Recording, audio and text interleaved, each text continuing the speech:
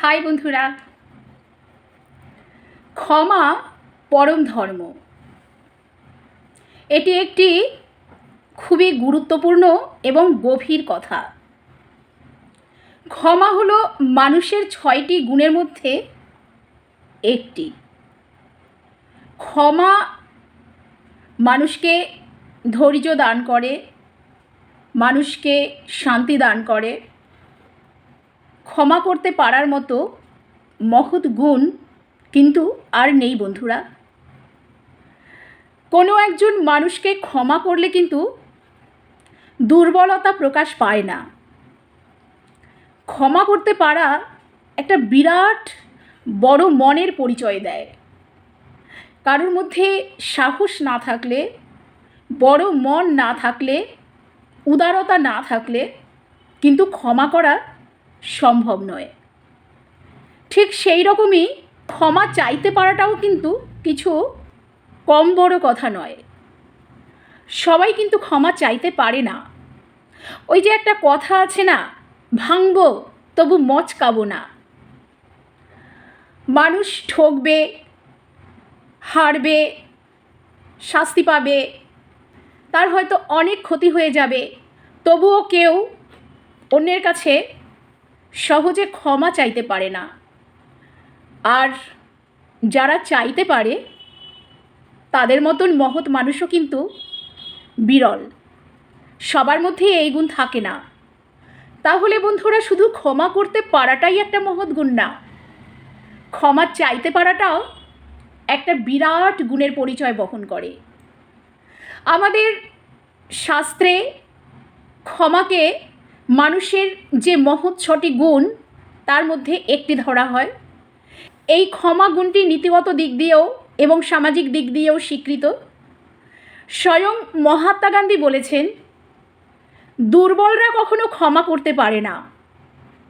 ক্ষমা করতে হলে মনে অনেক শক্তি থাকা দরকার। তাহলে দেখা যাচ্ছে যে সাহসী এবং শক্তিশালী ব্যক্তিরাই ক্ষমা চাইতেও পারে এবং ক্ষমা করতেও পারে। আর কেউ যদি সর্বান্তকরণে মাথা নত করে কারুর কাছে ক্ষমা ভিক্ষা করে, তাহলে বন্ধুরা, ক্ষমা করে দিয়ে তাকে উন্নত জীবনের দিকে এগিয়ে দেওয়ার মতো পরম ধর্ম আর কিছুই হতে পারে না। একজন যে রিয়েলাইজ করে, যে বুঝতে পারে যে তার ভুল হয়েছে এবং সেই ভুলের জন্য সে ক্ষমা প্রার্থনা করে, তখন যদি তাকে ক্ষমা করা না হয়, তাহলে সে তিল তিল করে দগ্ধে দগ্ধে মৃত্যুর দিকে চলতে থাকে। তার মন ভেঙে যায়, তার শরীর স্বাস্থ্য ভেঙে যায়। আবার উল্টো দিকে সে আরও দুর্ধর্ষ হতে পারে, আরও বদমেজাজি, আরও ক্রোধী হয়েও উঠতে পারে, আরও সমাজের জন্য সে ক্ষতির কারণ হয়ে উঠতে পারে। আবার অন্যদিকে যার কাছে ক্ষমা চাওয়া হয়, সেই ব্যক্তি যদি প্রাথমিক রাগের কারণে কারুকে ক্ষমা করতে না পারেন, পরবর্তীতে তিনিও তিলে তিলে দগ্ধ হতে থাকেন। তার নিজের আত্মা তাকে ধিক্কারতে থাকে যে হায়, কেন আমি তাকে সময় থাকতে ক্ষমা করতে পারলাম না। ক্ষমা করতে পারলে দুজনের মধ্যে সামাজিক সম্পর্ক সুন্দর হয়ে ওঠে, মানবিক সম্পর্ক সুন্দর হয়ে ওঠে। একটি সংসারেও প্রত্যেকটা মানুষের নিজস্ব নিজস্ব চারিত্রিক বৈশিষ্ট্য আছে। কারুর বেশি রাগ, কারুর মধ্যে বেশি জেদ, কারুর মধ্যে বেশি অহংকার। তো সব মিলিয়ে মিশিয়ে কিন্তু আমাদের চলতে হবে। একে অপরকে মানিয়ে ক্ষমা করে আরও উন্নত জীবনের দিকে এগিয়ে দিতে হবে, নিজেদেরকে এগিয়ে নিয়ে যেতে হবে। ক্ষমা করতে পারার মতন মানসিক শান্তি আর কিছুতেই মেলে না বন্ধুরা।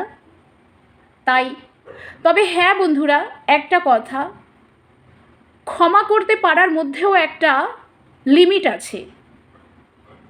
এখন যদি কেউ জেনে বুঝে কোনো অপরাধ করে আর ক্ষমা চেয়ে সেই অপরাধের শাস্তি থেকে সে বাঁচার চেষ্টা করে, তাহলে তো তাকে আর ক্ষমা করা যায় না।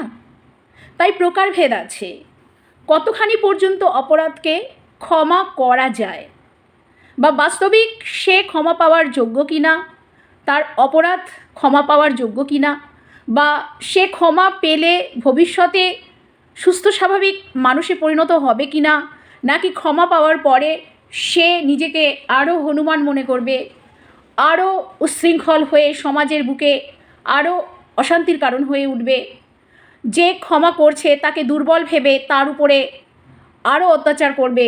এসব কথা কিন্তু ভেবে দেখতে হবে।